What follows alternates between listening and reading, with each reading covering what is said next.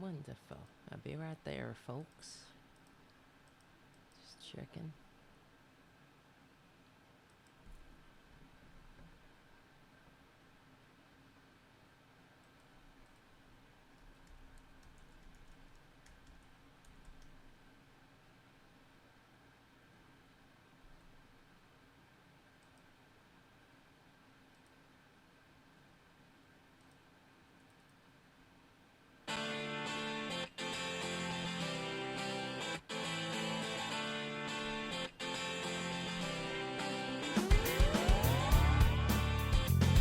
RDTDaily.com presents a Tarabuster with comedian Tara Devlin.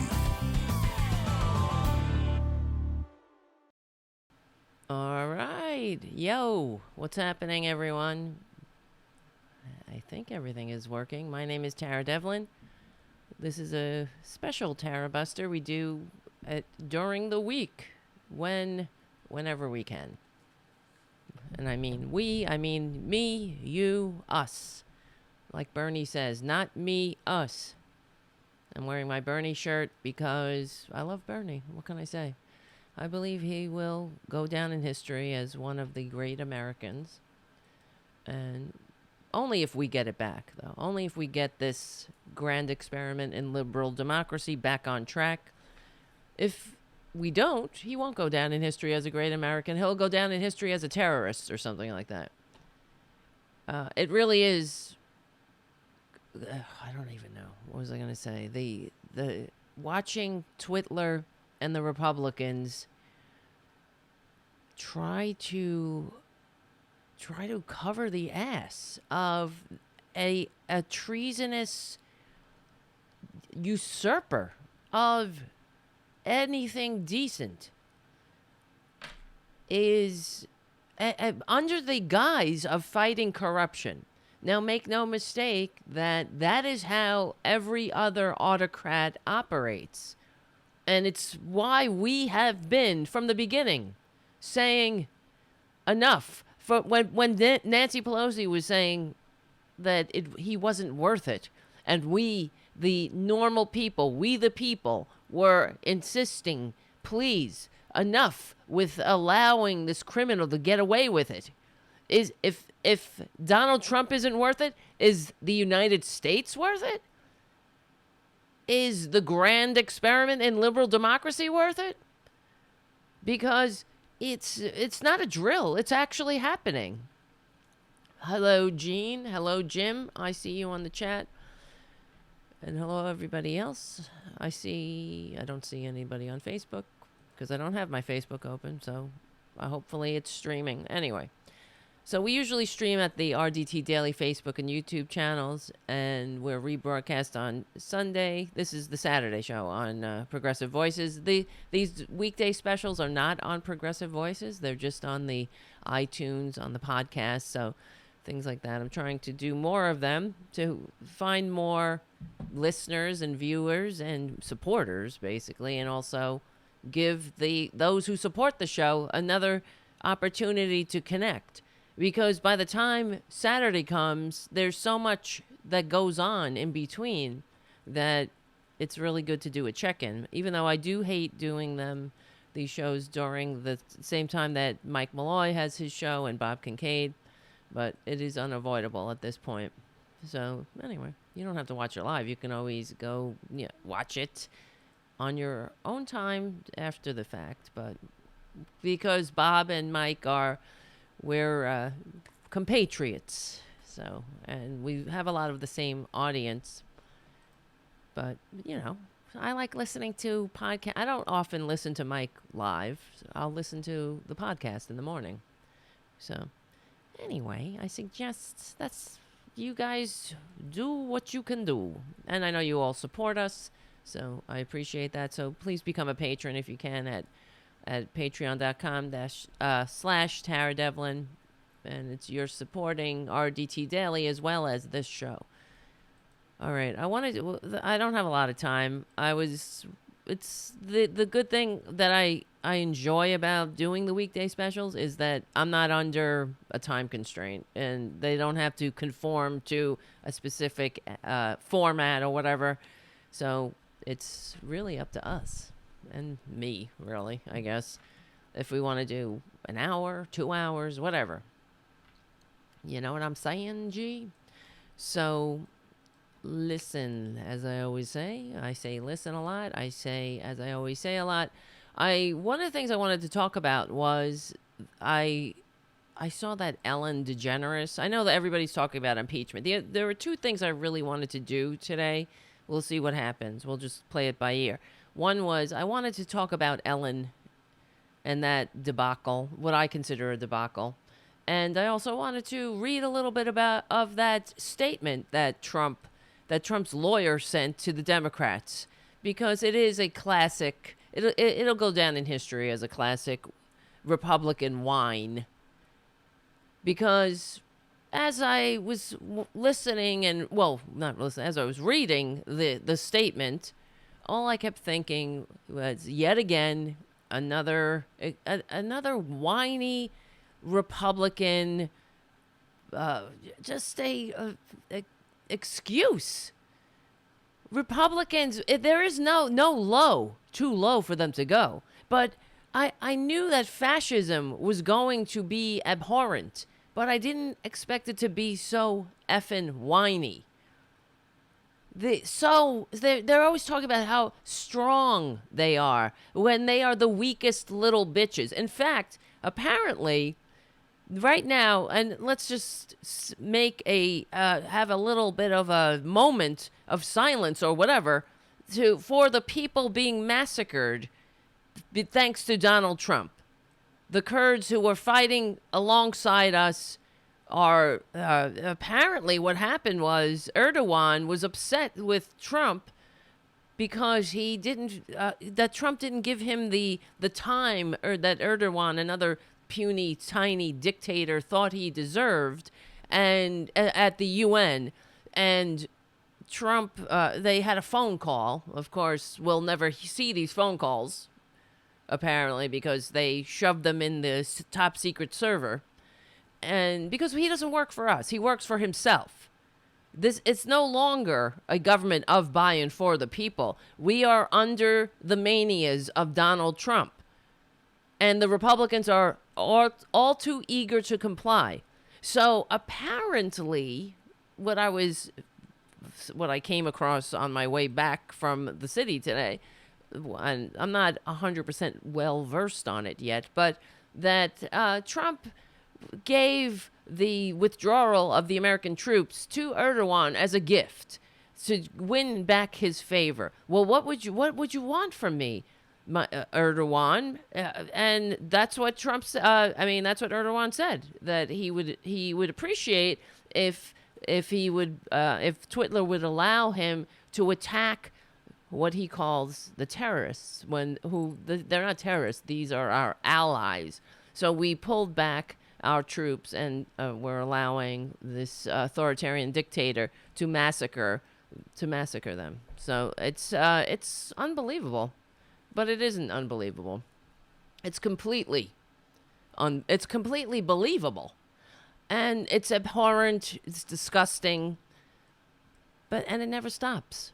So today, Joe Biden came out and said he's finally for impeachment or whatever. I mean, I don't even care. Who cares?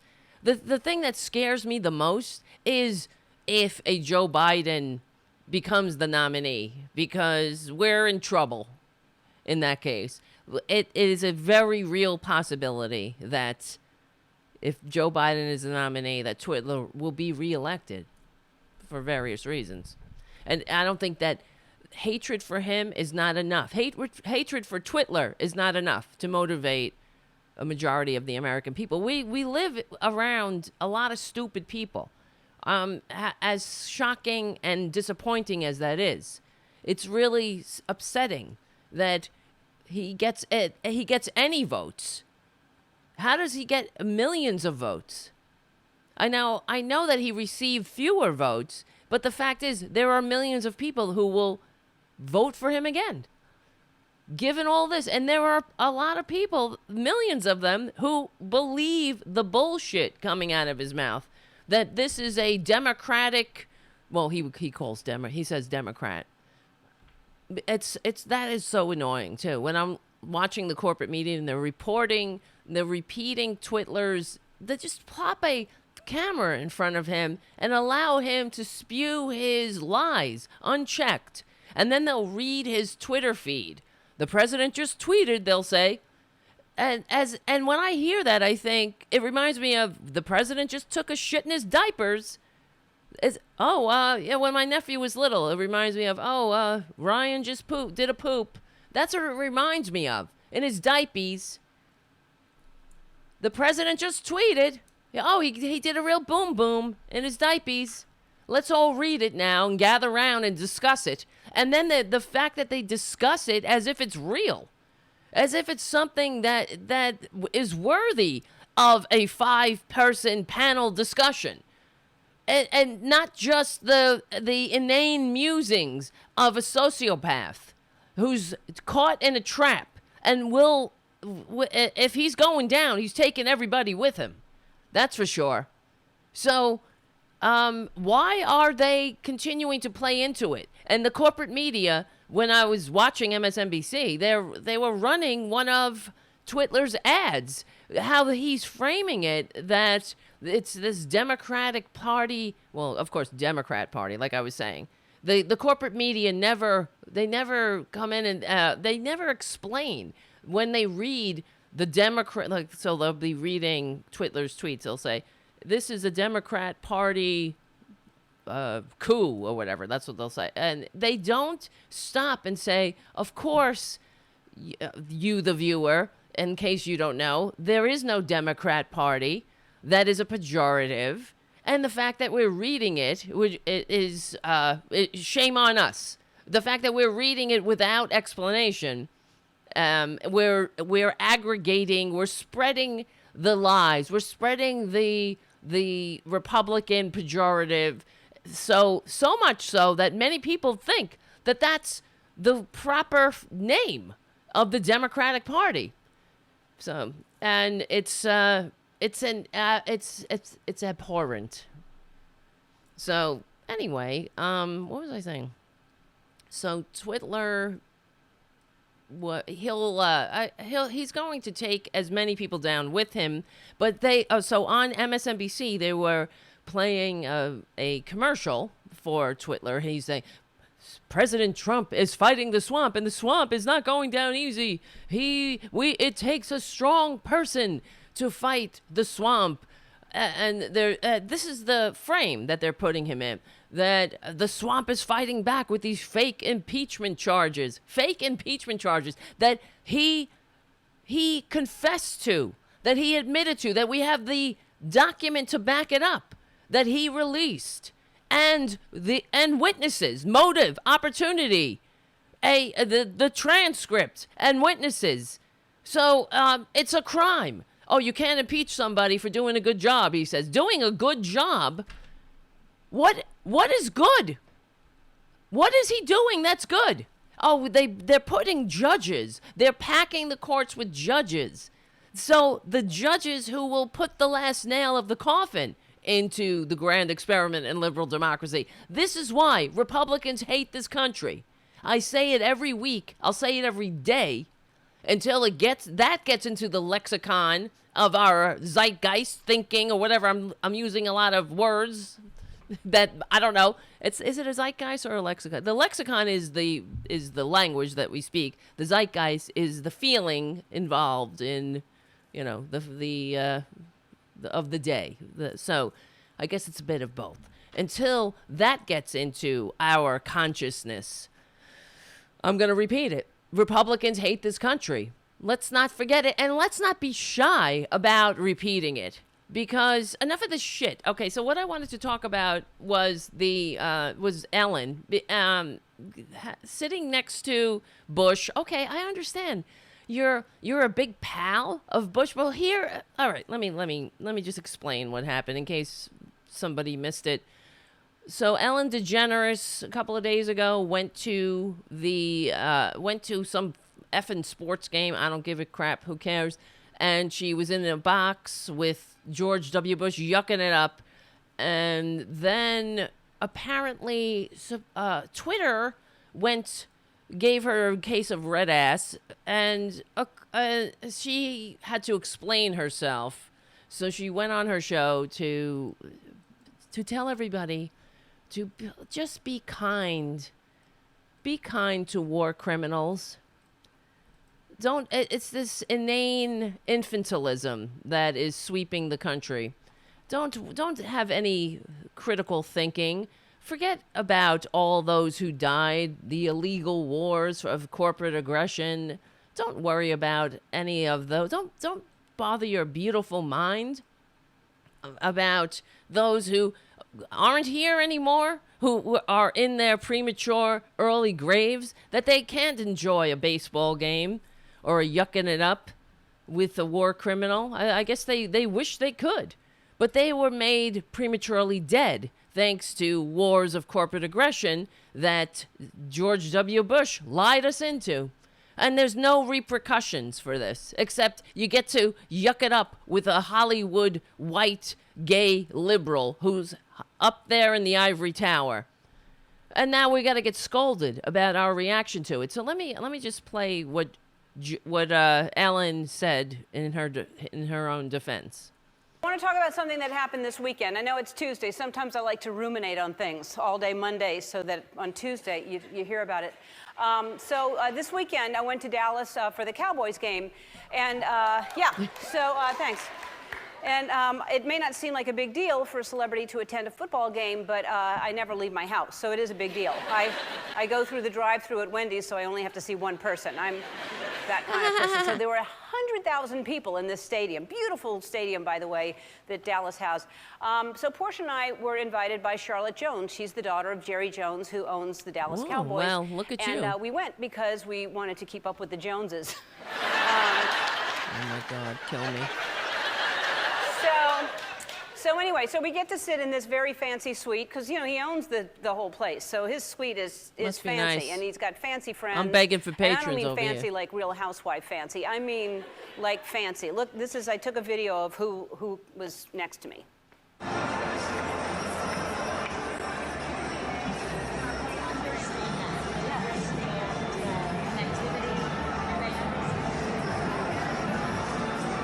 And then she pans over, there's George W. Bush.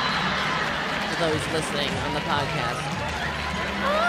Back to her big smiling face. Fancy.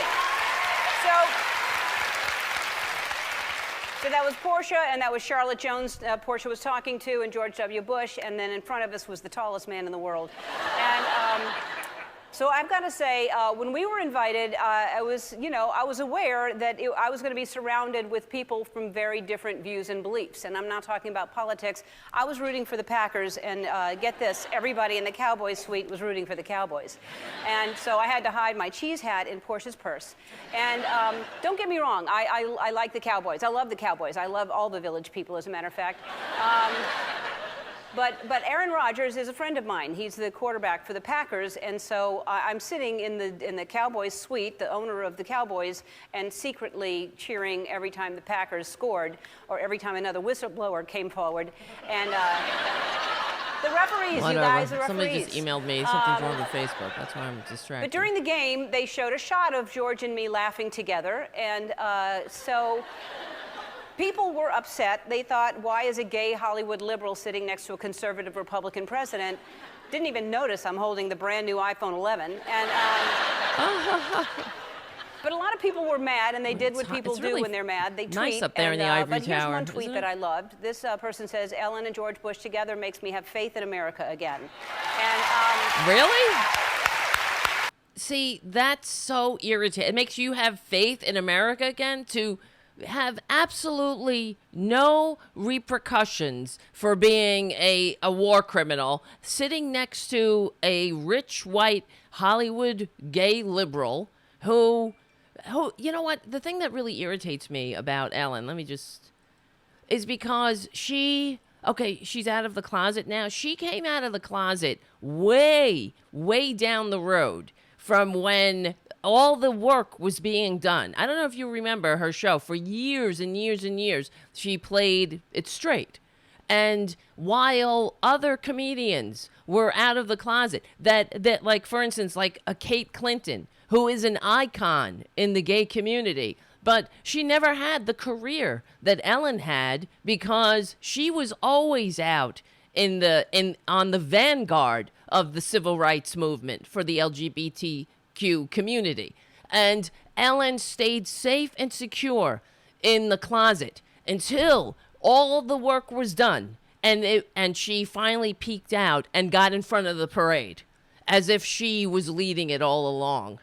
And I don't forget that. So it doesn't surprise me that she's full of shit, frankly. It's not, what is this pathological kindness? Are we kind to the people that were sent to die for a lie? What about kind for those still suffering the traumatic effects of being in war? Or what about the incessant and nonstop attacks on the gay community that we had to endure, that the American people, it's because it's not just gay people that feel the repercussions of that kind of hate, of that institutionalized attack on the minority group du jour. It is the entire society that has to suffer from it. So how many gay teens committed suicide because George W. Bush stood in the Rose Garden and called for the first time in American history, for a constitutional amendment against a minority group, not to expand rights to more people, because every every constitutional amendment was to expand rights. It was to expand the franchise of democracy to more and more people. But for the first time in American history, they wanted, these Republicans, George W. Bush and his Republican ghoul squad, the entire Republican greed-centered ghouls, ghosts of the Gilded Age, these assholes stood there and wanted, they threw the LGBT community into the fodder like red meat for their base. Because the fact is, they don't give a shit about gay people. They could care less. And that proves it. They can pal around with a gay couple, happily married. No thanks to George W. Bush trying to prevent her from having the same rights to form a legal marriage contract as everybody else. But it makes a difference when you have somebody who's the most powerful person on earth standing there saying that we're fighting for a constitutional amendment against gay people. What does that say to everyone? It says that gay people are not equal. Forget equal protection under the law. They're subhuman. They don't deserve the same rights. And how does that ripple out into society? That's why young people, the number one cause of death for gay teens is suicide. Thanks to somebody like George W. Bush. It's getting better now, but it's not getting that much better. The young people have to constantly figure out this. Where all young people are navigating, just growing up, ending up. I mean, I know for myself, when I figured out, I just realized, oh my God, I'm gay. I am that person that the priest is talking about who's going to hell. And that really affected my youth. It made me self-loathing. It made me want to kill myself. It made me want to do drugs. It made me hate myself and try to change. I tried to be something I'm not. It made me self-loathing. So, and for years, you suffer the consequences of that. And so when you have a president that does that, I'm sure that it affected. How many people, so you have this, I know that Matthew Shepard, the murder of Matthew Shepard happened during Clinton. And so you have, Ellen, apparently she's very, I don't know, she's not even I know I've heard her speak about Matthew Shepard, the horrible crime that was that happened to Matthew Shepard. I mean, that happens to all. It happens to society when something like that happens. But so, how could you be so blind? But to use your platform to do nothing but advocate for this phony kindness. It's not about just disagreeing with someone. Anyway, let me continue, because it's really you're disagreeing with. It's not about disagreeing with somebody. We both have the same ideas. We both believe in democracy, but we have differing ideas of how to get there. That's not the case, because in her defense, she likens it to having friends who wear fur, and as if what a stupid comparison. Are gay people? Is it something you could just put on like a fur coat? Is it that much of a luxury to you? You're talking about people's core being at the essence of who they are, and she's saying like she's promoting herself, her cowardice, to sit next to George Bush, giving cover yet again for Republican inhumanity and their crimes against humanity. She just basically gave him a pass. And in society, we're all supposed to be like, ho fucking Ray, give me a break. Exactly. Here's the thing. I'm friends with George Bush. In fact, gives you faith in humanity? George W. What does it say? Ellen and George Bush together makes me have faith in America again. Actually, for me, it makes me weep for America. It makes me wonder if there will ever be any consequences to the actions of the elite in the ivory tower. There won't be, until we, the people, rise up and say enough is enough. She should be shamed for this. She has a platform. She has an opportunity, and she's sitting there giving cover to a war criminal and a gay basher. Unbelievable. Okay, I'm friends with George Bush. In fact, I'm friends with a lot of people who don't share the same beliefs that I have. We're all different, and I think that we've forgotten that that's okay, that we're all different. For instance, I wish people wouldn't wear fur. I don't like it, but I'm friends with people who wear fur. And wearing fur is the same as starting an illegal war based on lies, and running your political party, your campaign, on the backs of the civil rights of gay people, of which this bitch is supposed to be one of us, I guess. No, there's different rules. It just goes to show you, it is not just white privilege. It is the privileged elite. These are the privileged princes that FDR talked about.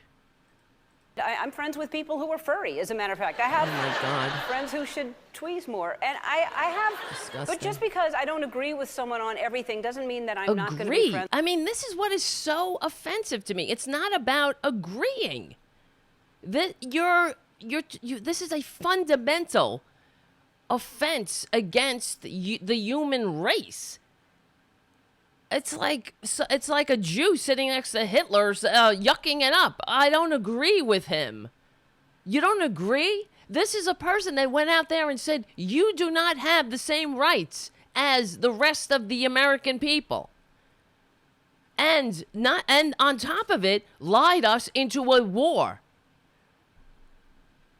Unbelievable. But a war that this bitch never fought. Just like she never fought on the front lines of the civil rights movement for gay rights. She was not out there advocating for marriage equality. She was comfortably in the closet while we fought for her rights, so she could sit there with her wife next to a war criminal. And when I say be kind to one another, I don't mean only the people that think the same way that you do. I mean be kind to everyone. Doesn't matter. Be kind to war criminals. Let's not ever pester them with being uncomfortable at a ball game for inflicting a needless war on Earth that we're still paying for. We're still paying for this war. People are still dying thanks to that greedy ghoul. Why are we there? Because George W. Bush lied us into a war. We're still paying for it. We can't have nice things. And this bitch is sitting there yucking it up. Oh, they didn't point out my iPhone. Funny. Isn't it funny that we all have to die? So it's the angry Twitter mob, right? It's just that Twitter is on some for these people. There's what the insinuation is that if you have a reaction to this inane sophomoric infantilism of be kind to a fucking war criminal, and it's not even that. It's not. I'm stammering. I'm stammering about this because it's beyond. It is. I'm like literally shaking in my stomach because I am so enraged by this, and it doesn't give me hope for America. Like I said, it really makes me think there is no hope for America because we're such infants here. There's no hope until the elite feel the sting of the lash of their policies, not just us. So when we the people are out here and we have this Twitter platform to respond to those in the ivory tower, and I guess they're reading it, and instead you just dismiss it as the outrage mob. This is not an outrage mob. It's an opportunity for you, Ellen, to look in the mirror and take some responsibility. But I doubt that will happen because there is no responsibility. And when I was thinking about what am I going to call this night's show, it was that, we always have to hear about the party of personal responsibility. But they only stick to that motto when they're denying somebody health care or a hot lunch program. But no one takes responsibility, especially Republicans and the elite now. Somebody like her, Ellen, give me a break. She's a coward. Take responsibility for your actions. Have we ever heard George W. Bush apologize for lying us into a war? Taking responsibility? He should be in jail. If this were a just system, we wouldn't allow war criminals who lie people into war, lie us into a war that we're still in, that we're still paying for, that people are still dying in. That there are young people who never hit 21, 22, thanks to George W. Bush. Be kind, though. Be kind? Let's be kind to ourselves and have these war criminals face the music for what they've done to the society. Yay!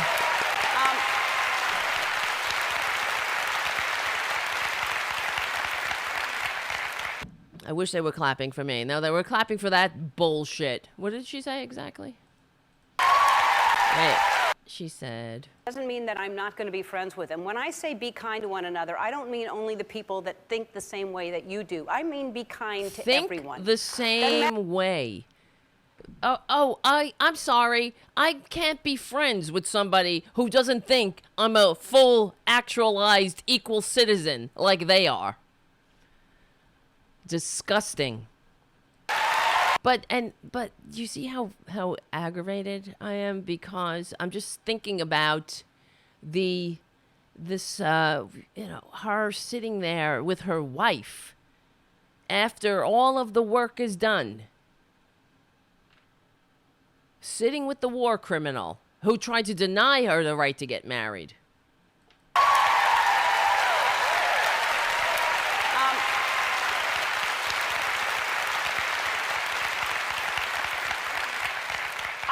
even people who are already playing Christmas music. I mean, seriously. There's no excuse for that, but I'm kind to them. Anyway, I want to thank Jerry Jones, Charlotte Jones for hosting us, and thanks President Bush and Laura for a Sunday afternoon that was so fun. By the way, you owe me $6 for the nachos.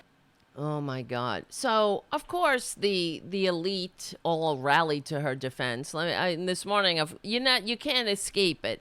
You can't escape. I was watching Morning Joe, as I often do, and here's them. They all were like, "Oh, what a wonderful thing to see war criminals and gays together." I think every once in a while we get reminders of how this country works, and once you get away from Washington, D.C., how good people who may disagree with each other. Who may disagree with each other. This is what's driving me insane. Is it that simple? Good people who may disagree with each other. Are you a good person if you lie your nation into a war? What is the definition of a good person? Are you a good person if you send your fellow Americans to die when in a country that didn't attack you based on lies? Are you a good person? Are we that incapable of looking at ourselves? Are we that stupid in this country? I know that Republicans are, because they voted for a con man and they continue to wave their made in China American flag, the little pocket flags around like as if that's a substitute for being a patriot, as they are doing all that they can to dismantle the grand experiment in liberal democracy. They're of course, wrapping themselves in the flag. They're cheering a con man who literally humps a flag in front of them. And that's the extent of what it means to be a patriot in Republican eyes. If you masturbate onto a flag in front of a crowd of dupes at a Nuremberg rally, that's what it means to be a patriot.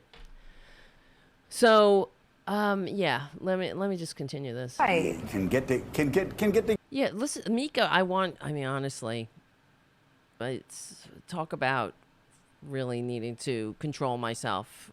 Can get the. Right. Can get the guy.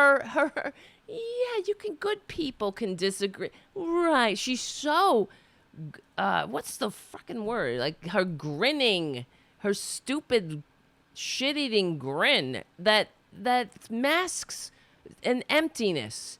There's nothing there.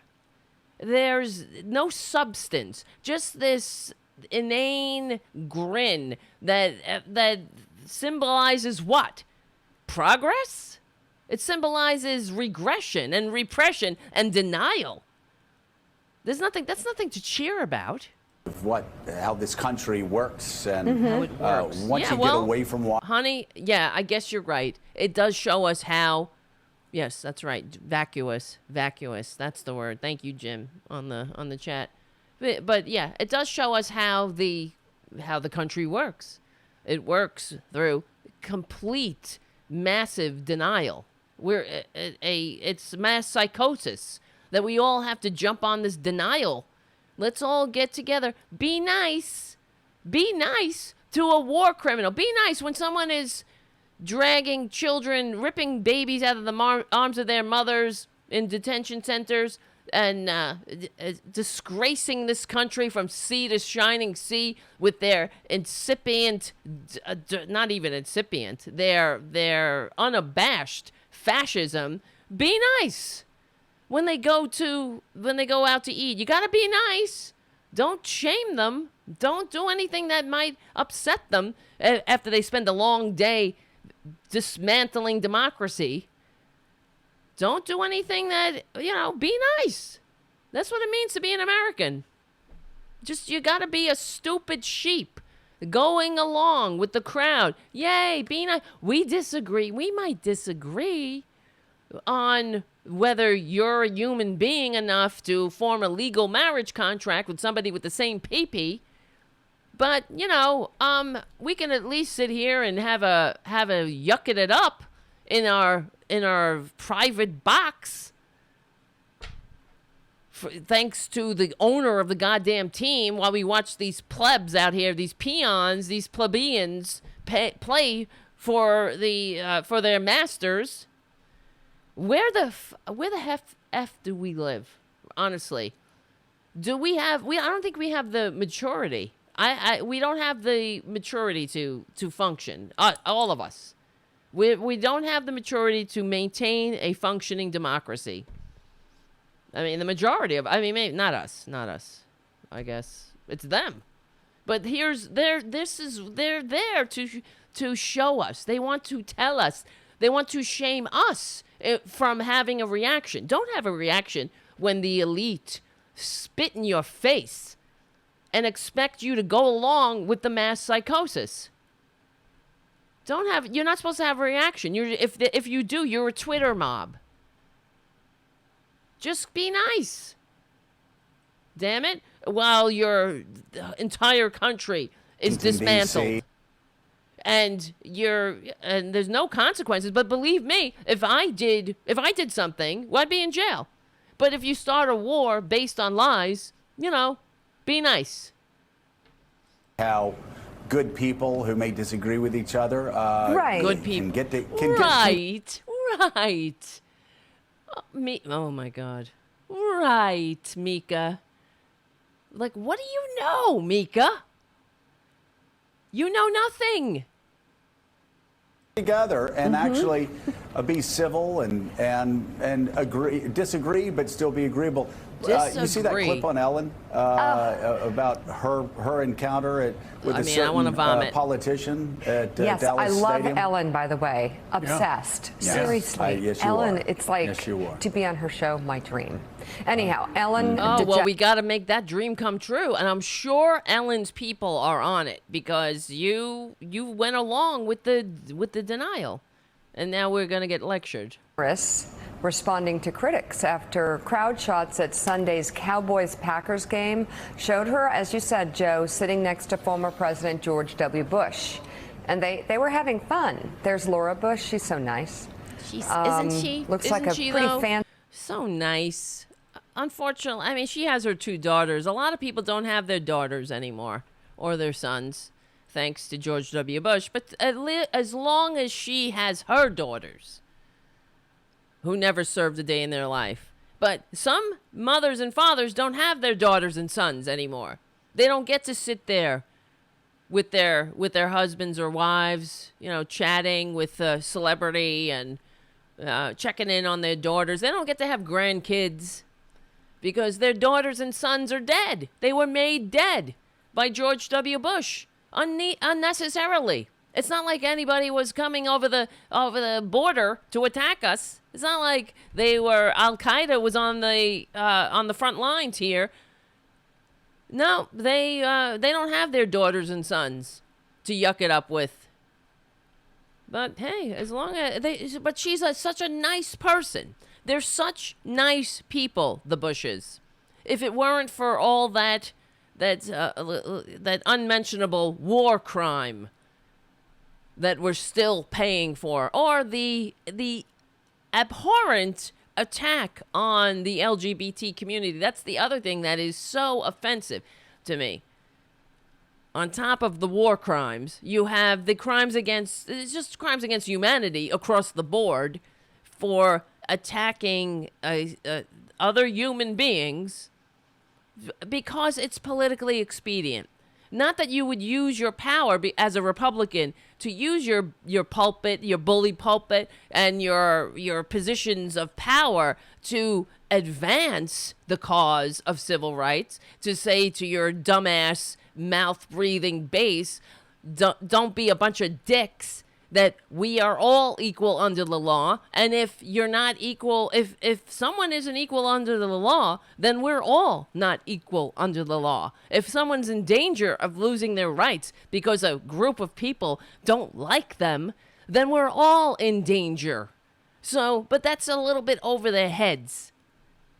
Regardless of what your sky spook tells you. I know that your big giant man on a cloud wants you to do nothing that his so-called son instructed you to do, and just pour all your religious fervor into gay bashing as a holy obligation. But, you know, so nice. Isn't she nice? Isn't he nice? They're just nice. A bunch of nice people watching a baseball game.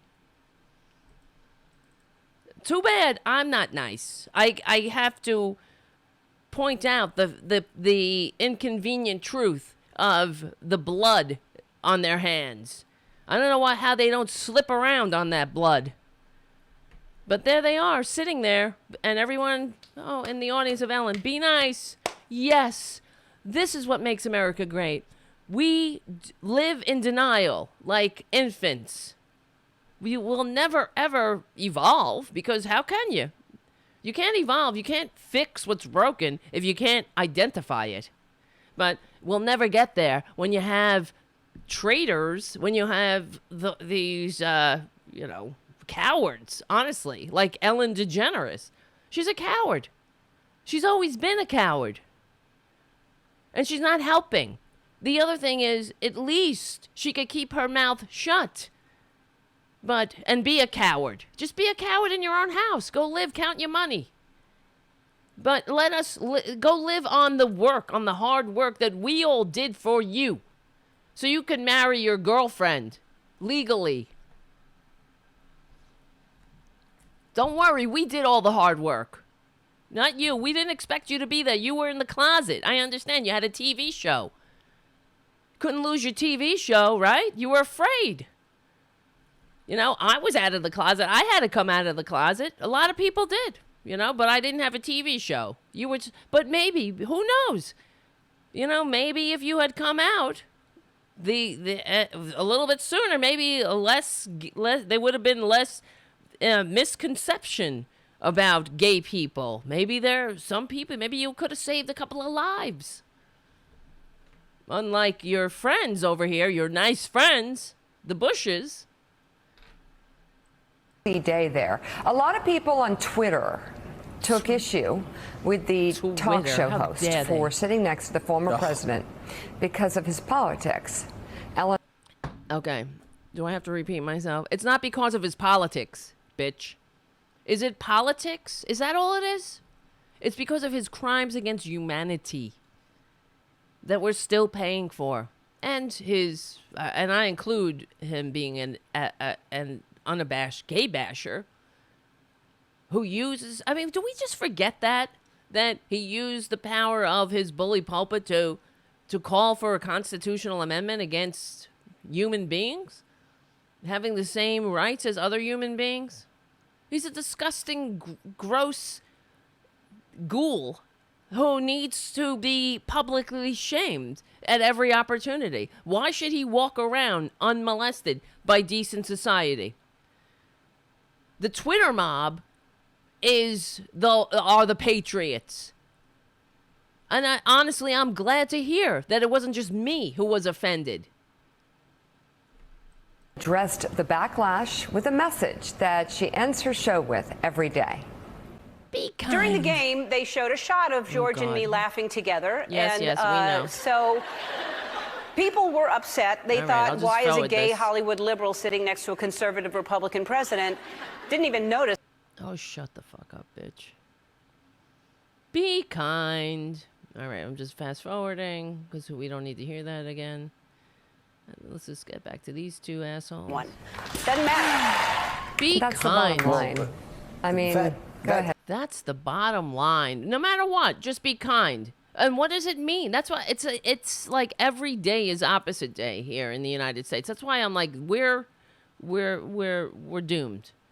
We have a war criminal in the White House now. We have an abhorrent, useless con man who is wiping his ass with everything, with every corpse of every soldier who ever died for this country. He's wiping his ass with all of them, with everybody who ever sacrificed for this country, whoever believed in this country. This monster is he's not just making a mockery of their sacrifice. He is destroying it.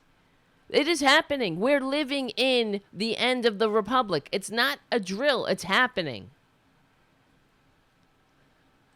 Yeah. No, that is It's the bottom line. And John Meacham, the that's bottom how line. we were. Is it the bottom line? Isn't the bottom line that there should be some consequences? I thought the party of personal responsibility were all about everybody taking responsibility for their crimes, for their war crimes. But it's not. They're not. You don't take responsibility for the con man you elevated to the highest office of the land. You don't take responsibility for the dumb bitch reality TV star that helped grease the way, his path to the White House. I'm talking about Sarah Palin. They don't take responsibility for anything that they do, that they have inflicted on this country since they got their bony, greedy fingers around the neck of power. It never stops with these people. And I've been saying it for as long as I've been politically conscious, that Republicans are the problem, that they are unfit to hold leadership positions in a modern nation, especially a democratic republic. They prove me right every day. And it used to be that they did it underhandedly. Now it's wide out in the open, and it doesn't matter. They have embraced the death of democracy as if it's a patriotic imperative. I should write that down and use that as the next title. The death of what is it? Republicans view. It's true. Republicans are presenting the death of democracy as if it's a patriotic imperative. It really is. That's how they're doing it. That's how they're going to get Trump out of this trap that he put himself in. He can't help but be a criminal. Because he's a criminal. He has lied himself into all everything that he has. He's a trust-funded serial bankrupt. He's not a rich person. He had money because it was handed to him. He's not a smart person. He's not somebody that could make money on his own. He was given money, and he lost it over and over again. So he's a con man. And now they're presenting, protecting the con man as if that is what will save democracy. So the mechanisms of saving democracy are presented as the deep state, a plot. It's the swamp. And by the time he's done, there will be no America anymore. We'll have the flag. We'll have our, made in China American flag lapel pins. We'll have all that. We'll have the swag. But there will be no more America. It'll be gone. It's done. It'll be an intergenerational aristocracy. And we're elite. The elite tell us to be kind. That's all they got. As they're sending us to die for another lie. There's no consequences. It's going to happen. That's how you ensure the death of democracy. Who we aspire to be, and it just shouldn't be so hard for people in Washington to do that. And as you know, as well as anybody, George W. Bush's legacy, yes, he's got the Iraq War. There are other things about it. He also, if you ask Bob Geldof or Bono or people who committed their lives to eradicating disease in Africa, they will tell you that George W. Bush did more to lead them to battle in AIDS in Africa than any other leader in the world. Now, there are millions and millions of people who are alive today because of PEPFAR, the President's Emergency Fund. Well, there you go, which is something that will be a huge part of the Bush legacy. As will the war on terror. Never mind that. As will the war in Iraq. That's what history is. That's what reality is. It's complicated, and people are complicated. In some ways, I guess Bush we could put that on the tombstones of all the dead American soldiers or the dead Iraqis. There were millions of Iraqis. People are complicated.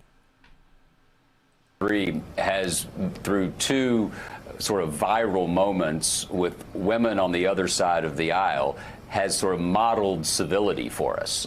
Really? Michelle Obama and now Ellen, and has given us a little bit of a This is modeling civility. Okay. So no responsibility, then, you know, it will be civil. It's impolite to bring up the crimes. I'm sorry, Ellen. Go back to the ivory tower. Unbelievable. Let me see. I had another one here. Yeah, unbelievable. Anyway, whatever. I won't play. I saw that, and I'm still offended by it, obviously. And it's not, there's nothing wrong with that. There is something wrong with the mass, the rush to protect the war criminal. Why? That's being civil? It's really depressing. I wonder what the founders would think about what these past 20 years now, almost 20 years, that we've been in a war of corporate aggression, a war based on lies, a war of choice, where that never ends, where that we're still pouring our blood and our human beings and and the money that we could be spending on productive things, on things that actually make the world a better place. But no, we're not. All I can say is F you, Ellen, and all of them, for especially Mika. Please, Mika. You're not a higher being because you get to sidle up to war criminals. The fact is, they want all of us to believe that being nice, quote unquote, to a war criminal makes you some kind of an elevated human being. Oh, there goes Francis again, licking himself. Come on, Francis. Not on camera. Come here. Come here. Oh, boy. What am I gonna do with you, huh? What am I gonna do with you? Why is he gotta do that? Anyway, Yes, exactly. Brzezinski's daughter, right? Yes. She's, what's the guy's name? I can't pronounce his name. I can barely pronounce. So, yes, it's, but she's always been in the circles of the elite and been around power. But she seems more, amenable to she seems pretty dumb, frankly. So, I mean, she's married to Joe Scarborough. What do you want? But it's this pathological niceness doesn't help anyone, and it doesn't help. It doesn't help the grand experiment. What is wrong with allowing people to feel the consequences of their actions? The fact that we protect them from the consequences of their actions means it's like a drug addict being enabled by a sick family. So the best thing that happened to me in my addiction was that I was allowed to feel the pain of the actions I was taking, and not being enabled. And many families have addiction, and they suffer with their family members being addicted, or whatever it might be. Whatever many people have this. Whether you're the person, the identified patient, as they say, or a family member, it's a family disease. This is what it reminds me of, that it is a family disease to allow. So the family, the United States, we the people, to allow one of our people to get away with murder, and be kind, be nice. It is enabling that, and it's not just enabling him. Fine, has he ever come out and said, I apologize. I made a mistake. I can't sleep. I can't stop thinking about all those I sent to die based on my lies. There were never any consequences for his actions. And this goes for effing Michelle Obama, too. Just to be yucking it up with the war criminal. They all protect each other. When you know what, if we really wanted to have a functioning democracy, we would do George Bush the favor. We would do each other the favor of allowing him and them and us to feel the consequences of those actions, and all those who were responsible take some responsibility. Otherwise, we're never going to get better. And if it's not about just being nice, it's the same thing as somebody, if I, in the grips of my addiction, giving me money to buy more drugs because they don't want me to suffer, right? It's the same thing. Oh, well, we're just being nice. I don't want to hurt her or whatever. When you really are killing me, it's the same thing. At least that's how I see it. And it's on top of Michelle Obama.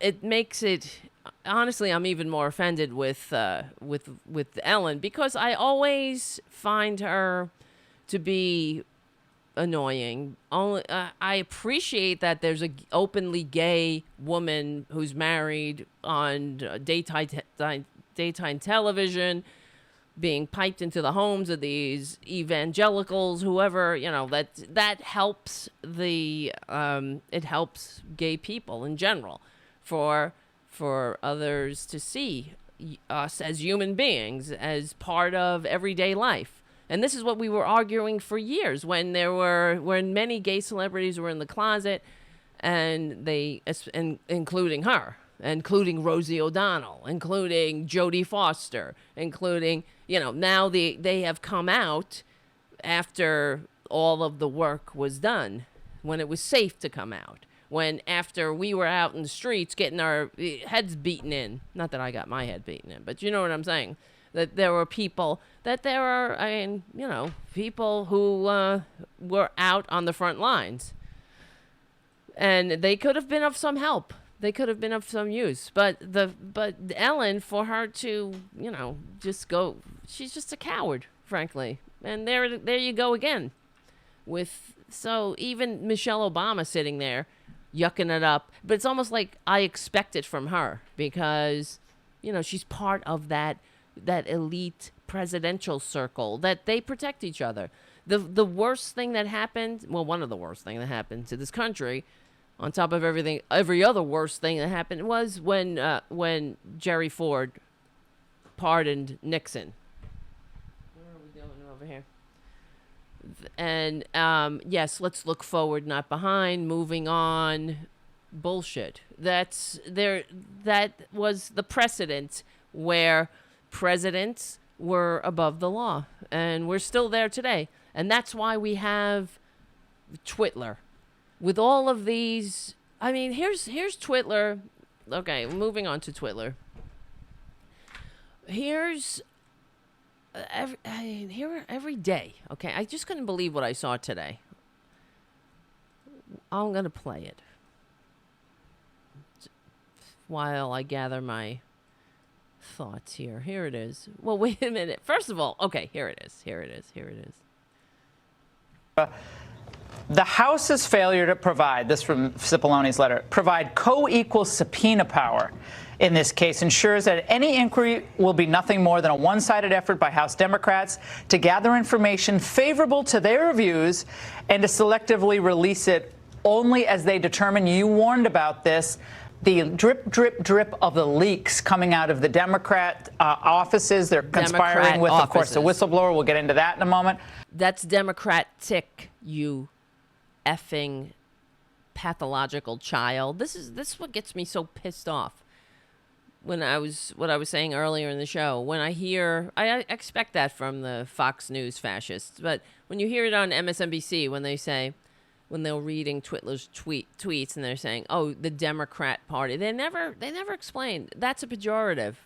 So, and then I actually saw somebody tweeted it wasn't to me. I think I responded to it. They said, "Oh, the Democrat Party. This is why we want the adults back in charge and not the Democrat Party." Okay, so they don't see the irony of saying we want adults back in charge, not the Democrat Party, while they're using this schoolyard bully pejorative taunt like pathological infants. That's what they are. They have nothing else. They're children. I mean, no offense to children, because children grow up. Republicans are emotionally stunted schoolyard bullies, and we know that bullies inherently are cowards. So it makes sense, because fear is the motivating factor in conservatism. So they're not even nice people. They are horrible people. They don't have ideas. All they do is, so they attack like a child, like an infant. But what about this? Well, what you're seeing is regicide. This is regicide by another name, fake impeachment. See, there you go. Like I say, it slips out now and then. Republicans hate America. They hate democracy. They always have. Every now and then, the truth will slip out. Whether they don't mean it, it comes out. They can't help it. They can't help but let it slip out now and then. Regicide. This is regicide. That's not a mistake. That's a Freudian slip. They think Trump is a I was going to say queen, a king. He's a queen. He's a king and a queen. And we know that. We heard their supporters. We heard that video of Trump's supporters saying, I never thought I would like a dictator, but if we're going to have a dictator, I want it to be Trump. Really? That's what's so pathetic. It's not even a decent human being. You don't even want a decent human being to be a dictator. You don't want a decent king. You want an asshole, a con man, someone with a fake university, and a vitamin scam. The Democrats in the House want to destroy the president. They don't want to preserve the republic. There's nothing honorable about what is happening. So they don't. This is regicide.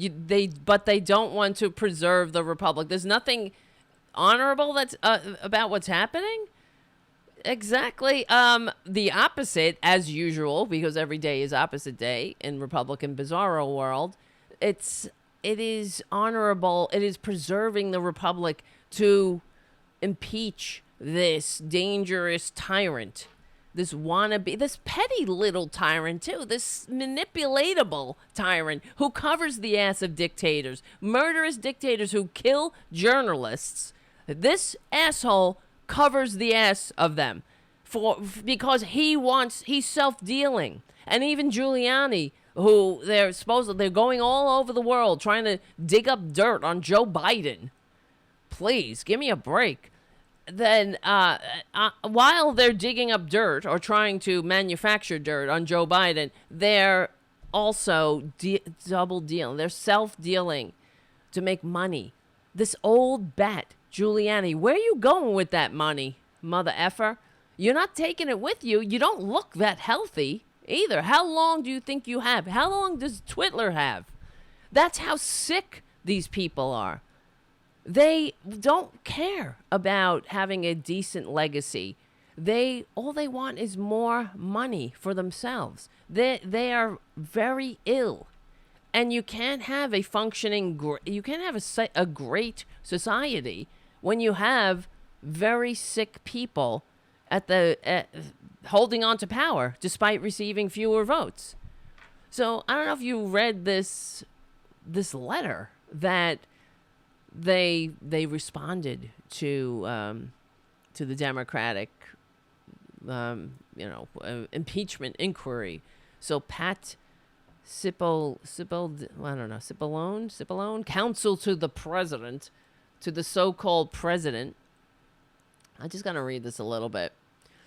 This is their response, because they're not cooperating. And every day that Twitler obstructs justice, it's another charge. It's another strike against him. And the Republicans don't seem to care. They really are amazing, frankly, with the hypocrisy on top of everything else, because, as we know, there seems to be a corresponding tweet or video relating to everything that the Republicans supposedly suddenly stand for. So they're suddenly silent about these, about Twitler. But back in the day, you had Lindsey Graham talking about the honor of the president, and you had Trey Gowdy going off about how the president had to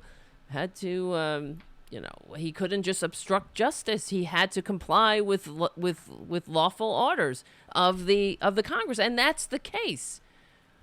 But these Republicans, they don't give a shit. They hate this country. Oh, and we're all supposed to go along with the joke. It's a real joke, apparently. So when Twitler was twisting the arm of our Democratic allies to using taxpayer money that the Congress had appropriated to defend for what do you call it? I was going to say Erdogan. Now it's escaping me.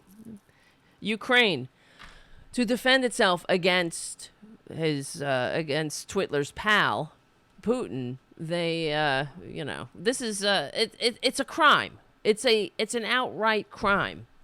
They suddenly they think that's cool. They think that, oh well, he's just joking. He's just baiting the press. It's like he's such a jokester. He's like the Andy Kaufman of presidents.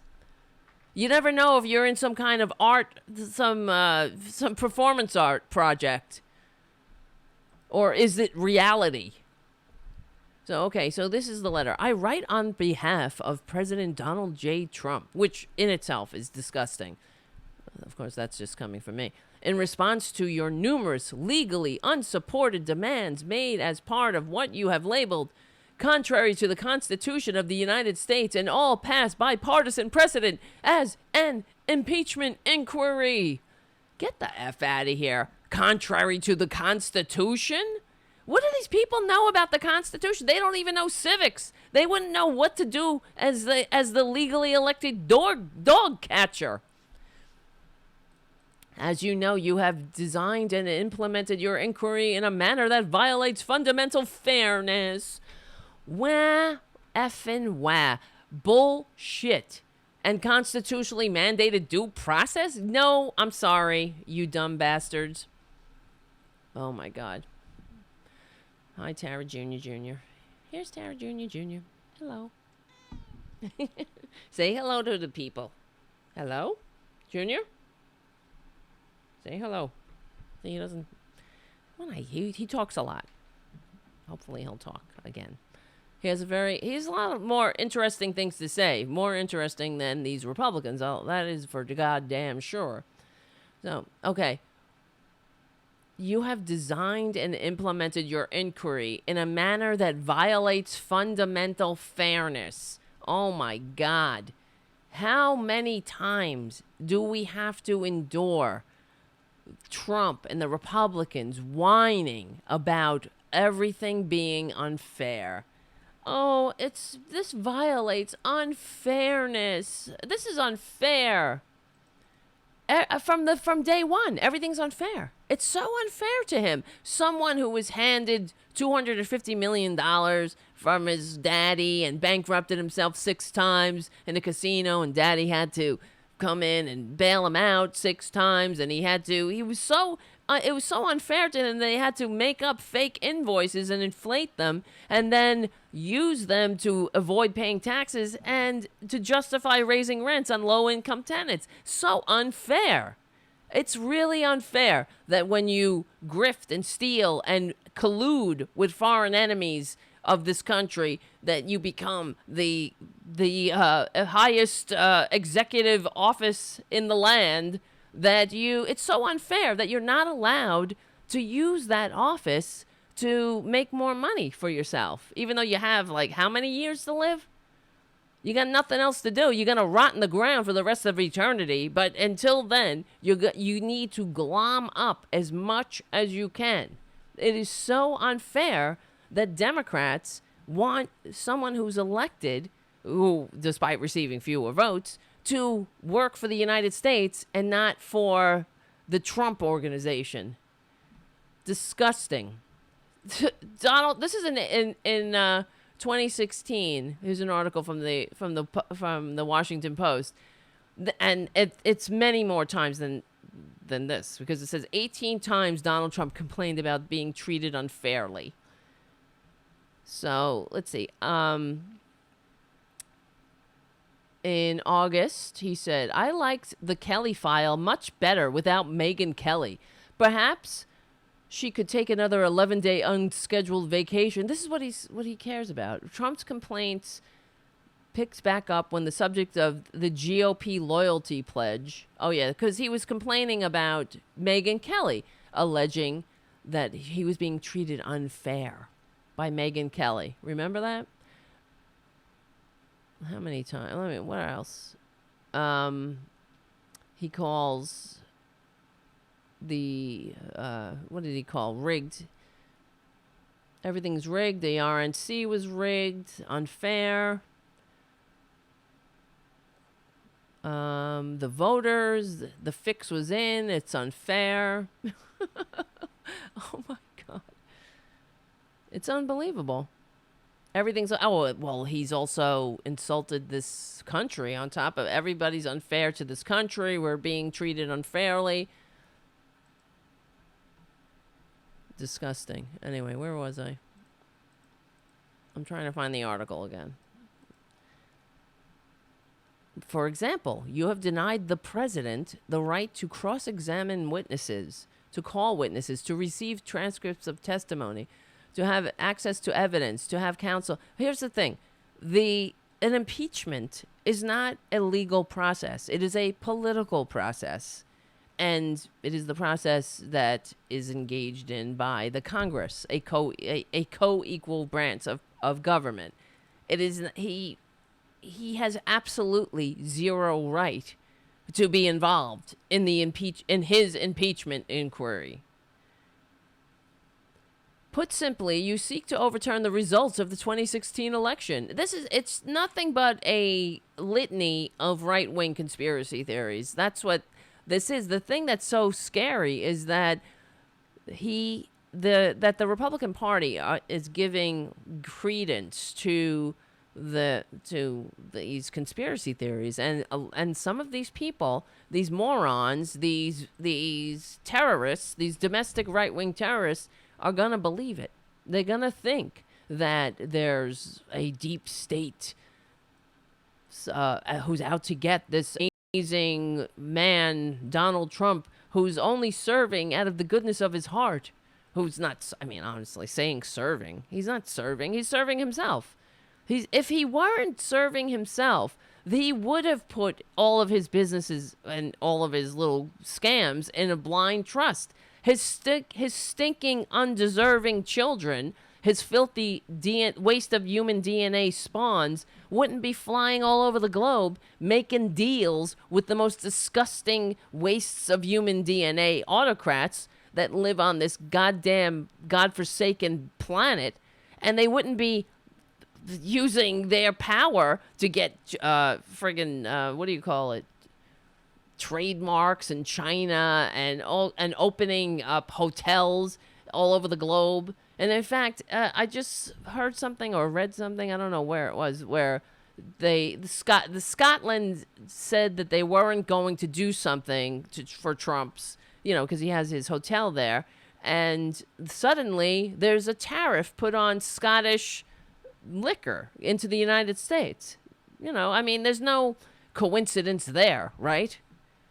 All of a sudden, it's because Donald Trump is an effing grifter using the power of government to enrich himself. And that's the end of the story. He's not in there making the world safe for democracy. He's not making the country safe for democracy. He's in there dealing for himself. And that's exactly what Putin knew that he would do when he put him there. My God. And the Republicans, they're fine with that. Because, like I said, like I always say, they hate democracy. Republicans have always hated it. From the time, and I mean conservatives. Now they're called Republicans. Who knows what they'll be called in 50 years. But they have always hated this country. They hated when the founders rebelled against the crown. They would like us to go back to having the rich rule everything and everybody else know their place without any benefits or any questioning of government. Let's not have an idea that government is here to service the people. Forget this general welfare shit. They don't like that. They don't want that. Republicans have always hated this country. They hate the very foundation of what it means to be an American. We know that. To them, what does it mean to be an American to them?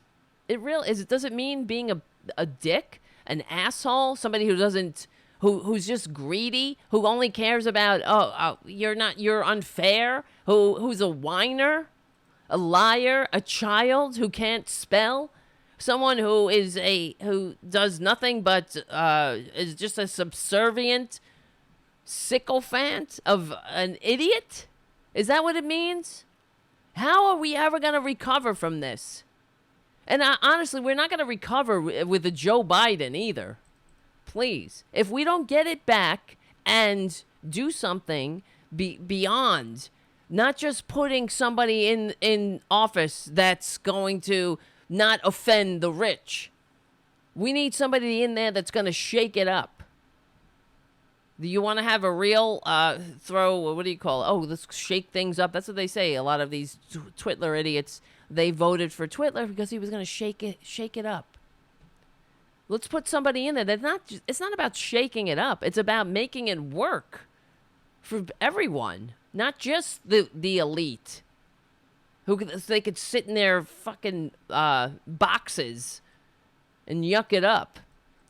Where they can't, well, let's not pester them with their crimes, right? Let me see. Is anybody still out there? What's going on? Is this show still going out? Because all of a sudden, I don't see anybody on the chat. Anyway. Is there people on the chat? Yes, I see. Let's see. For these reasons, President Trump and his administration reject your baseless, unconstitutional efforts to overturn the democratic process. Your unprecedented actions have left the president with no choice. Really? These unprecedented, baseless, unconstitutional, everything is exactly opposite of reality. It is based on reality. It's based on the transcript that he released with 2 witnesses on top of everything else that we have, and Twitler's own behavior and words. We have been left with no choice. If we don't get rid of this monster, it's done. All right, I'm looking around. I think the show is going to wrap it up. What do you think?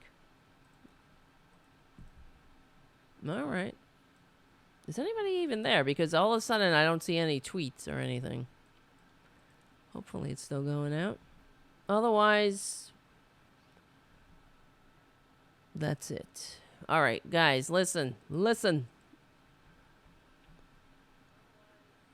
We're going to have to wrap it up. It's a little, these weekday specials are, I'm a little tired right now. These weekday specials are very loosey-goosey.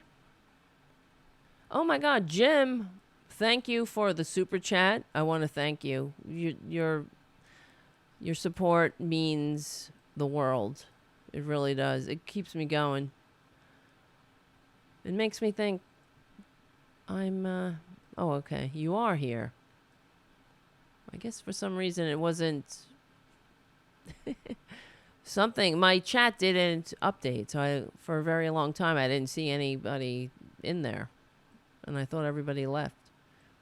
But, alright, listen, anyway. One more thing I could play. I was going to wrap it up, but let me play one more thing that I captured. What do you think of this? And why would the evangelicals come out and vote for him?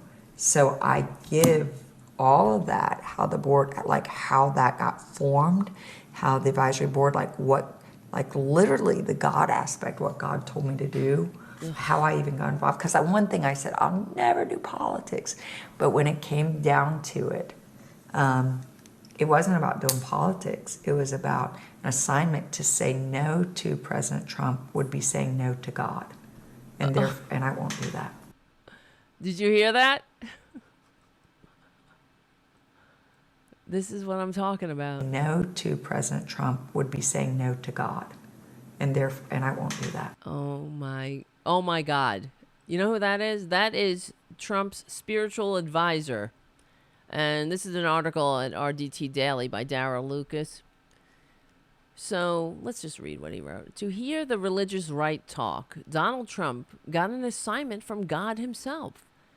Don't just make America great again, but make America Christian again. If you believe the nation's so-called moral guardians, God considered this task so important that he, not Russia, hacked the election for Trump.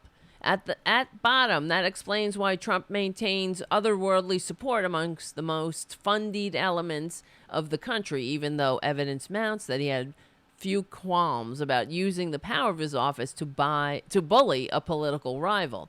But even before then, it was clear beyond any doubt that Trump was manifestly unfit for office. And yet, the religious right is not only all in for him, but has continued its campaign to bully people of faith into supporting him.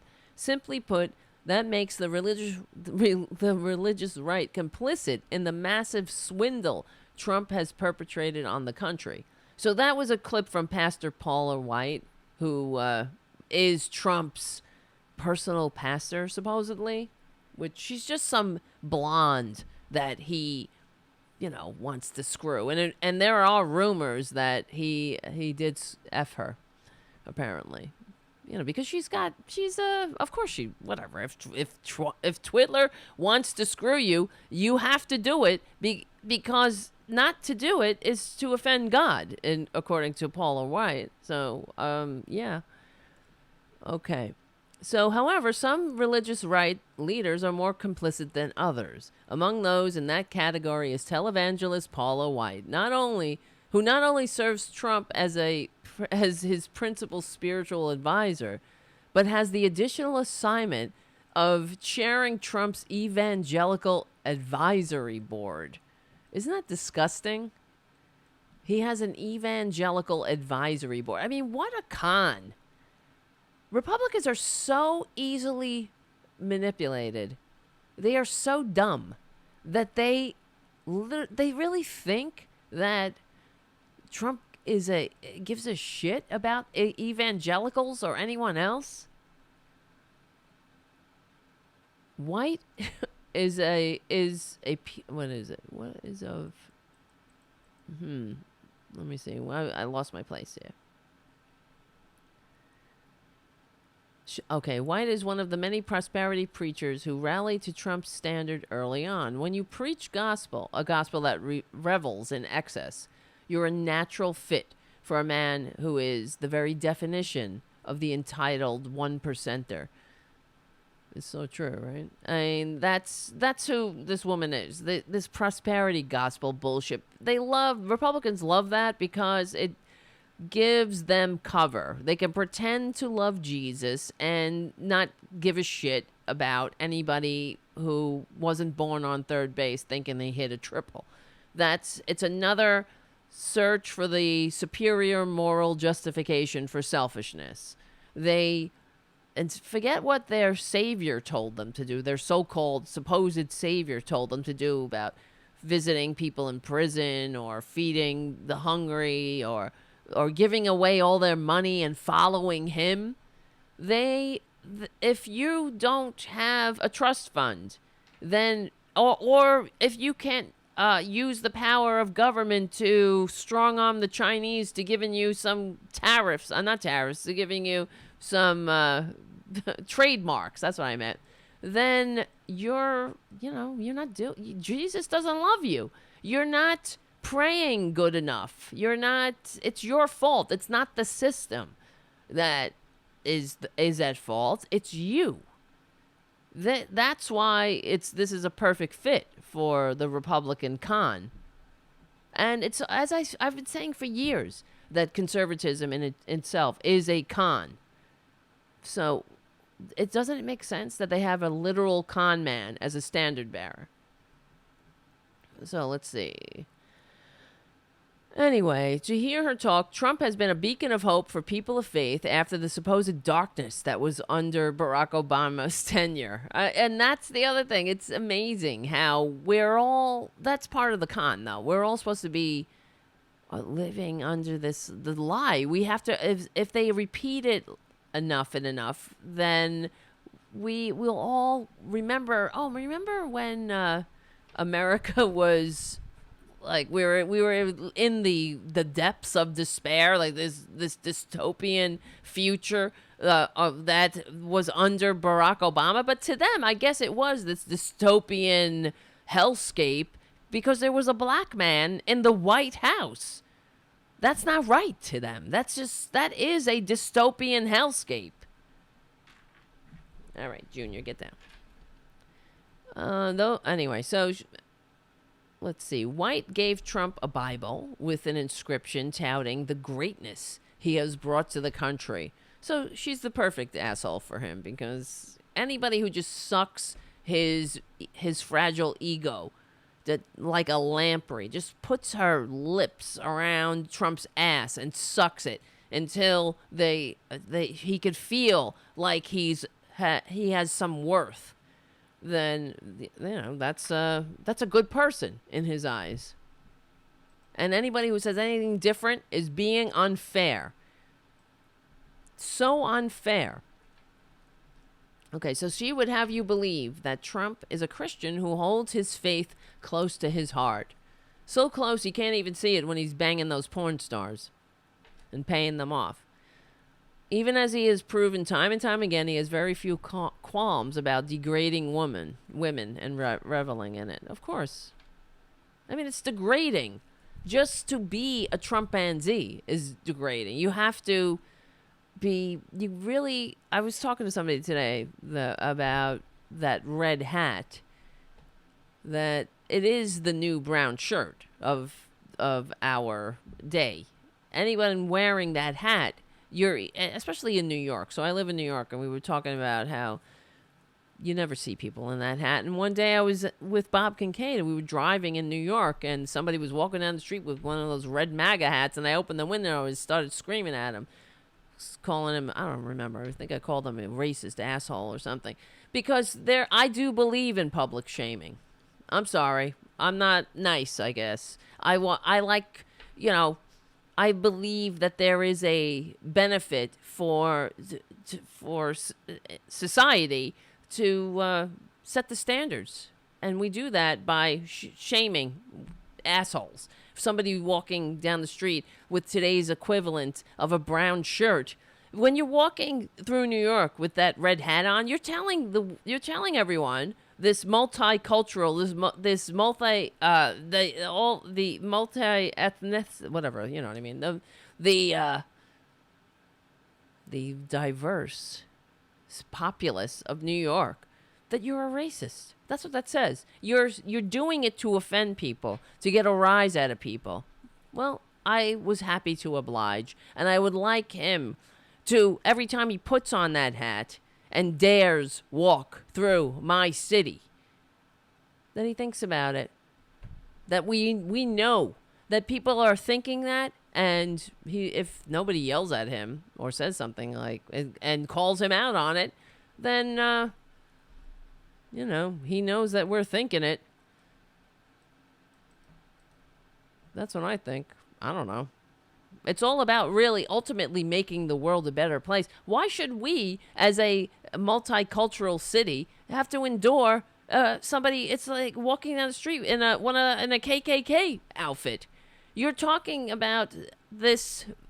That hat is an emblematic of David Duke, of Nazis, of the Tiki Torch rallies, of the Jews will not replace us.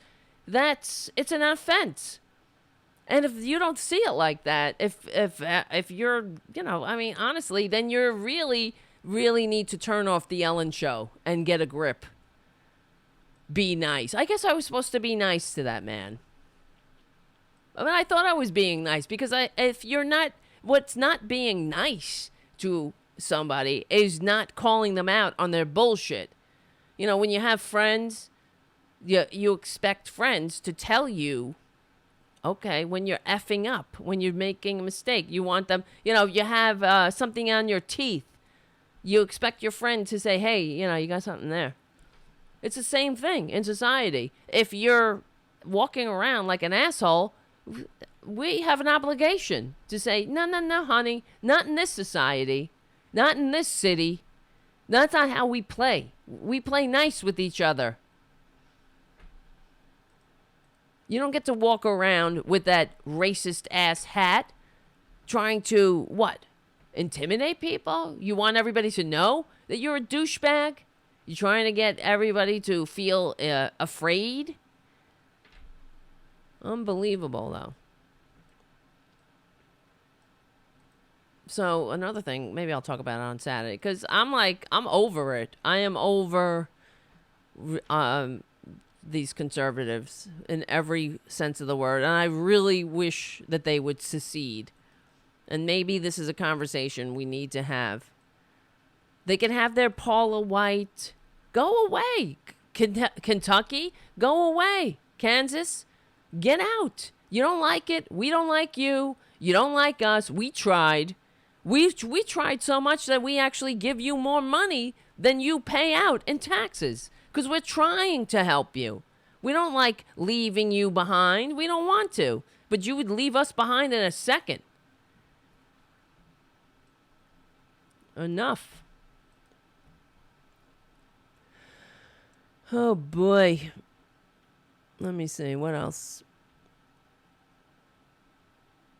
I'm looking at the thing. All right, listen, guys. Go and... we only have 20 minutes. Should I make this a 2-hour show? No. I don't know. Nobody's talking to me, so... I'm going to wrap it up, I believe. And get to bed a little early. Well, actually, I know I keep teasing it. Here's an interesting article. Mehdi Hassan from The Intercept about Ellen. Dear Ellen, the problem with George W. Bush is not his beliefs, it's his war crimes. And of course, I would add his gay bashing as well. Back in November 2018, Michelle Obama described George W. Bush as a beautiful, funny, kind, sweet man. Shortly after, images of the... sorry. I said that wrong. Shortly after, images of the former First Lady and the former President emerged, sharing a cough drop went viral. On Tuesday, talk show host Ellen DeGeneres told her audience that she is friends with George W. Bush after images of her laughing with the 43rd president at a Dallas Cowboys game also went viral. In an extended monologue, she explained that she is friends with a lot of people who don't share the same beliefs that I have. Just because I don't agree with someone on everything doesn't mean I'm not going to be friends with them. Be kind to everyone, she urged her cheering studio audience before joking, thanks, President Bush and Laura, for a Sunday afternoon that was so fun. By the way, you owe me $6 for nachos. Haha. Well, we heard that already. The comedian's remarks won her praise from everyone from CNN's Chris Klazilla to the right-wing National Review to the Hollywood star Reese Witherspoon to the Democratic presidential candidate Tulsi Gabbard. Oh, boy. A double confession. I am an admirer of Ellen, who has been a champion of refugees and a supporter of Muslims. I'm also guilty of having having favorably compared George W. Bush to Donald Trump. Although, to quote Jacobin's Branko Marcus, next to Trump, just about anyone compares very favorably. Yet Ellen's specific argument in defense of her friendship with the former president is both nonsensical and offensive. No one is suggesting that she shouldn't be pals with a conservative or a Republican.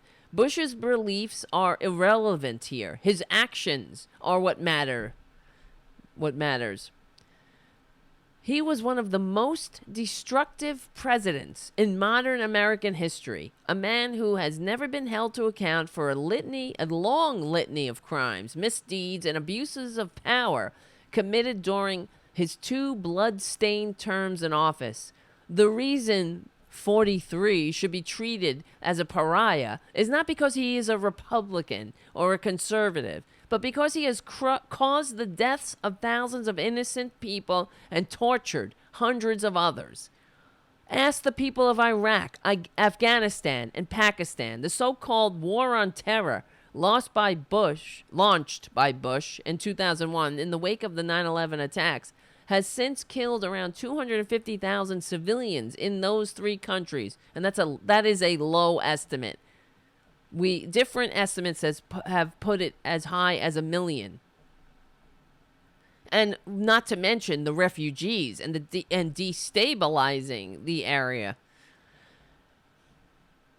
Okay, according to a landmark Brown study in 2008. Remember the 24 unarmed Iraqi civilians massacred by U.S. troops in Haditha in 2005, or the Shinwar massacre in Afghanistan in 2007, in which U.S. Marines tore down a 6-mile stretch of highway, hitting almost anyone in their way, teenage girls in the field, motorists in their cars, old men as they walked along the road, or the more than 100 Pakistani children killed by 51 CIA drone strikes authorized by Bush between 2004 and the start of 2009, is it any wonder, then, that Bush's own former counterterrorism chief accused him of committing war crimes?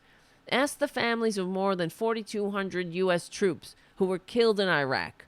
Bush, who conveniently avoided serving in Vietnam, sent thousands of young people to their deaths in the Middle East in 2003, and he and members of his administration told demonstrable lies to make the case for an illegal war. The then commander-in-chief falsely claimed that Iraq had weapons of mass destruction. He falsely claimed that Saddam Hussein had worked with Al-Qaeda, and he never apologized for those falsehoods. In fact, do you remember during one of these press, the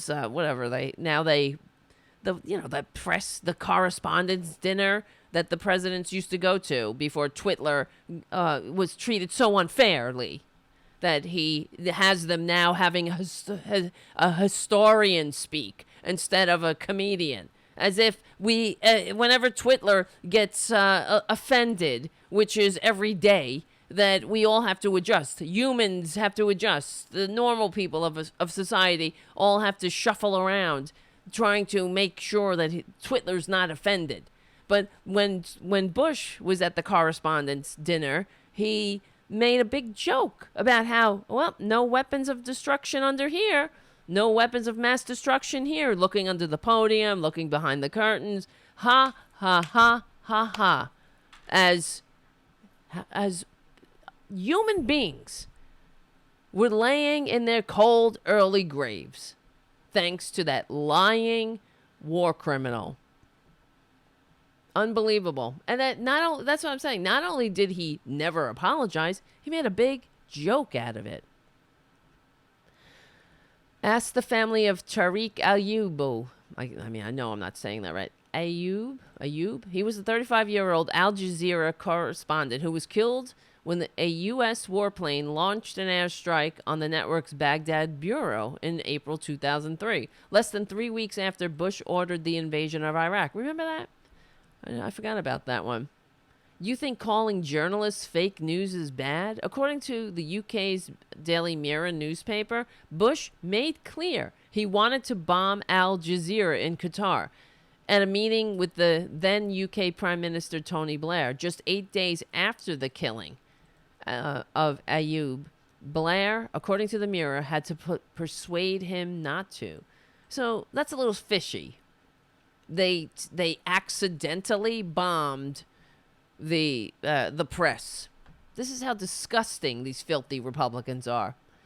Ask the family of Gul Rahman, as a major report by the Open Society's Justice Initiative documented. It was Bush who authorized the Central Intelligence Agency to commence a secret detention program after 9/11, under which suspected terrorists were held incommunicado in CIA black sites across the world.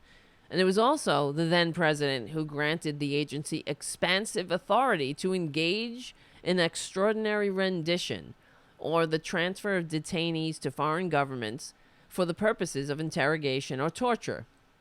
Isn't that unbelievable? All of this is why we have Twitler today, because the lack of accountability. Asked by aides if he was okay with torturing detainees, Bush replied, "Damn right. That's your friend, Ellen. Do you have any scruples? You have any honor?" I guess not. As long you got your new iPhone 10 or whatever, right? Ha, yuckity yuck. You got your wife, too, thanks to all of the fights that you never joined in on. You stayed comfortably in your closet, counting your money while you pretended to be a straight woman, which is embarrassing, on your stupid show. We knew you were gay. We all knew. Please. But I guess you were so ashamed. Not too ashamed, but you don't have shame to sit next to a war criminal and yuck it up and give him cover. Okay. Ask Mar Arar, a 32-year-old Canadian citizen who was arrested at JFK Airport in New York in September 2002 and rendered to his native Syria, from where his family had fled in 1997. Back in Damascus, President Bashar al-Assad's interrogators, with the assistance of questions supplied by Bush's CIA, beat and tortured Arar. According to the findings of an official Canadian Commission of Inquiry, Arar was held in a cell the size of a grave and whipped with electrical cables. This is your friend. That's your friend, Ellen. We can all get along. Can't we get along? Can't we be nice? Ask the 780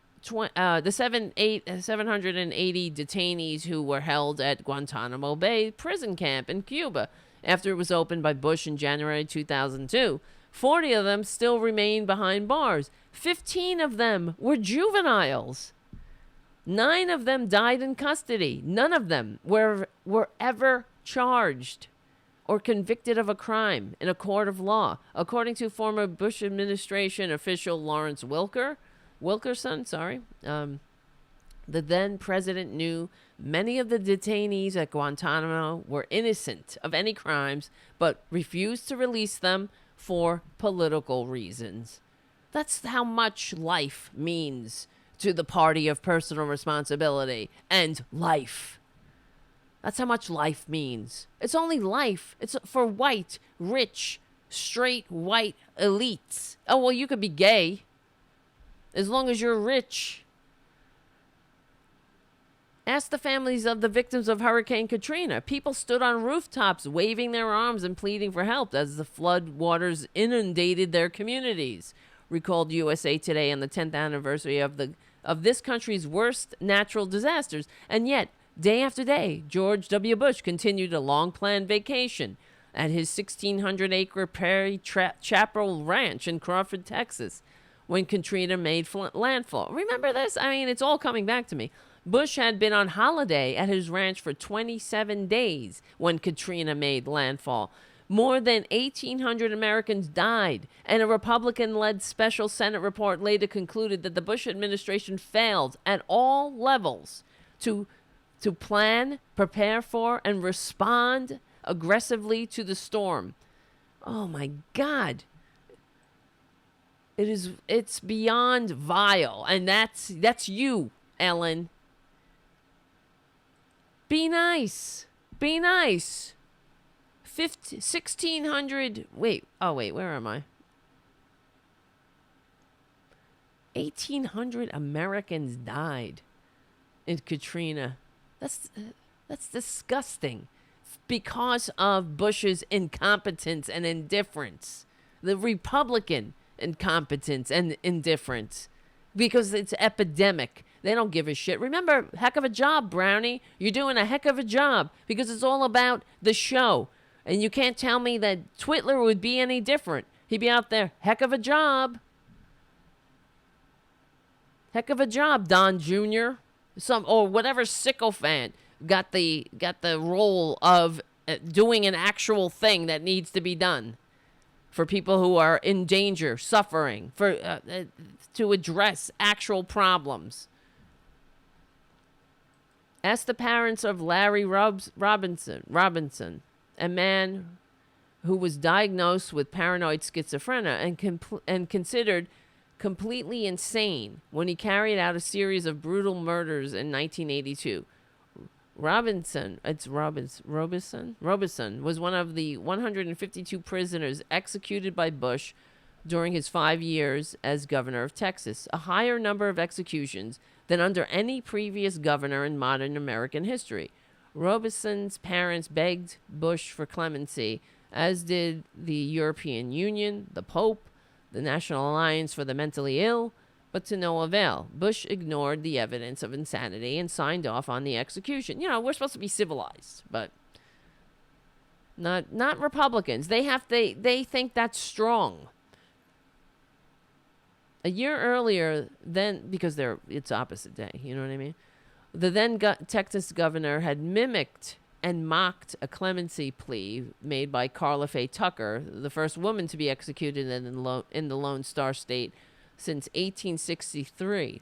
In a Talk magazine interview with Tucker Carlson wrote, "Please," Bush whimpers, his lips pursed and in mock desperation, "don't kill me." That's disgusting. I mean, Carla Faye Tucker, okay, I'm not going to lose sleep over her dying or whatever, but it's abhorrent to execute. I don't believe in the death penalty personally. I mean, if somebody harmed any of my loved ones, I'm sure I would want to kill them personally, but I believe as a society we should try to bring out the better in each other. I mean, this is a longer conversation, but I mean, if anybody ever did anything to my cats, I'd murder them myself. But to be so vile, to mock someone being executed, to please don't kill me, that goes to show you who they are. They don't take that responsibility with the sober reflection that it should have. I'm sure that they would have a photographer come in and take them in a pose of sober reflection, but it's all for the bullshit, for the idiots who buy the con. It's not real. They don't care. These are vile human beings, just like they don't care about the Jesus that they use as a political ploy. They don't care. They don't care about the democracy that they pretend to love, the country they pretend to love. It's a ruse. George W. Bush is not a kind, sweet man. There was nothing beautiful about him. He was a monster as a governor of Texas and a monster as a president of the United States. Nor has he become any less monstrous since retiring from politics. In September 2018, Bush lobbied Republican senators to approve his former staff secretary, Brett Kavanaugh, to the Supreme Court, and reaffirmed his public support for Kavanaugh even after Christine Blasey Ford and others accused the judge of sexual misconduct. That's your great friend, Ellen. Yes, the 43rd president is a better husband and father, more mentally and emotionally stable and less of a racist, or at least I'll say an outright racist or Islamophobe than the current president. But is that really now our benchmark for making friends or being kind? If you're not Trump, all is forgiven? This slow but steady rehabilitation of the former president and the whitewashing of his manifest crimes can't be left unchallenged. Bush may owe Ellen $6 for nachos, but he owes the rest of us a prison sentence at The Hague. That is brilliant, frankly. That is effing brilliant. And there you go. We owe it to ourselves for this asshole to be rotting in The Hague. And all of these criminals. Otherwise, we're done. Because that's what's at stake. When Nancy Pelosi says he's not worth it, well, is this country worth it? All right, guys. Where's everybody? All right, listen. We're going to meet back here on Saturday at 6 p.m., 6 to 8 p.m. at the RDT Daily Facebook and YouTube channels, and we're rebroadcast. Hopefully you'll, on Progressive Voices. Hopefully we can get together more often. Please become a patron of the show at patreon.com/TaraDevlin or buy some merch at the RDT Daily merchandising store. If you're not already, follow us on Facebook, follow us on Twitter and all those other places. And all of your support keeps the show going. It keeps the site able to produce liberal content that can fight these fascist bastards. And that's what we're going to need. As many liberal voices out there combating the lies, so we can finally actualize the promises in our founding documents. And maybe one day we will have some accountability. That's how we'll know we're on the right track, that war criminals don't get to yuck it up. They have to face the consequences of their actions. All right, guys. I know. Listening. I appreciate you hanging out. As I always say, we stick together, we win, and we will win. Because we are on the right side of history and the right side of humanity. And we're, a little public shaming wouldn't hurt. If you see a fascist, I'm just saying. My name is Tara Devlin. Thanks again. I will see you on Saturday.